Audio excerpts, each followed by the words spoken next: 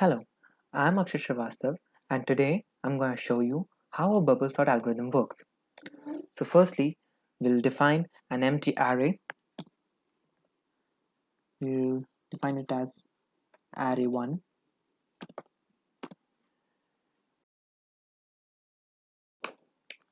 and now I'm going to take in the input from the user for the number of elements which he or she wants in the array.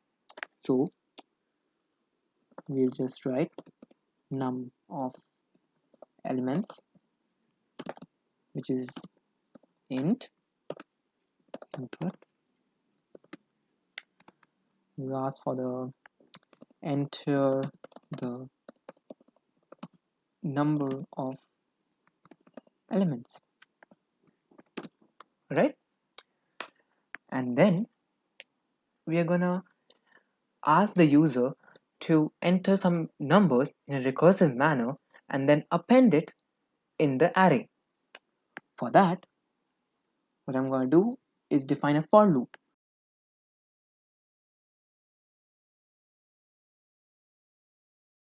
And then we're gonna append that number which has been which we have received from the user into an array.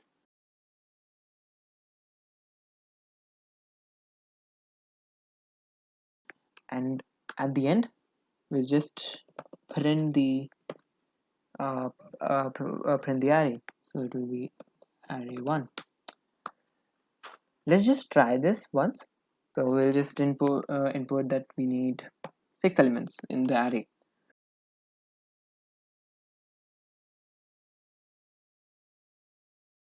So now we have got our array, which is of 6 elements, and it has taken these 5 6 numbers and appended it in an array.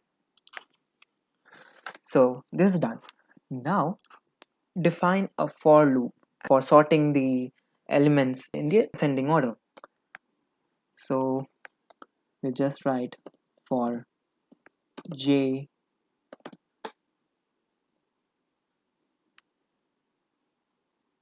in range num of elements minus 1. Alright, now we're going to define two variables, num1, which is equal to which will be equal to which will be 0 initially, but then as we go on, the number of the value of j will be incremented by 1 by each step. So we'll just write array, sorry, it's array1. So what this is basically doing is just extracting the value of the first element in the array, and then num2, which will just extract the adjacent value which is next to the to j plus 1. So now we are going to give some if and else commands here, which will be if num1 is greater than num2. So now what we're going to do is basically exchange the values, that if num1 is greater than the value which is num2, then it will swap the places of the two elements. So what we're going to do is basically array1 j is equal to num2, and array2 array1 j plus 1 is going to be equal to num1. So it will just swap the places.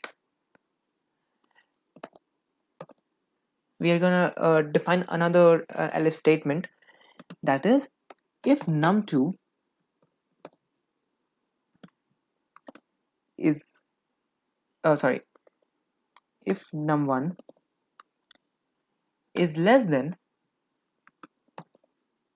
num2, so we'll just leave it like that.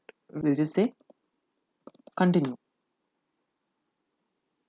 Alright, so now we'll just say print array1 and just execute it once.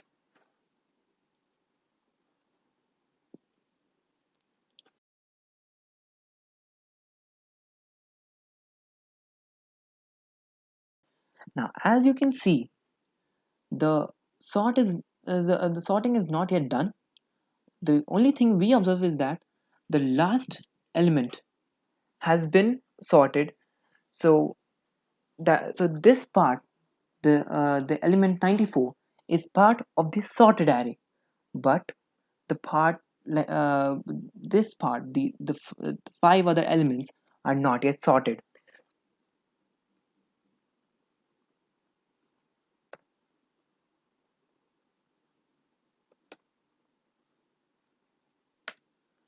Now we're just gonna define one more loop which will keep on uh, executing the loop for 5 more times. So it will be for j sorry, for k in range number of elements -1. So it will just keep on executing the loop for 5 more times. And now when we check our results, so now as you can see, this is the sorted array, which is 4, 16, 23, 45, 57, 94, which are in the correct order. One more thing which we are going to do is just printing the array, just so that we know that which array we are printing here. So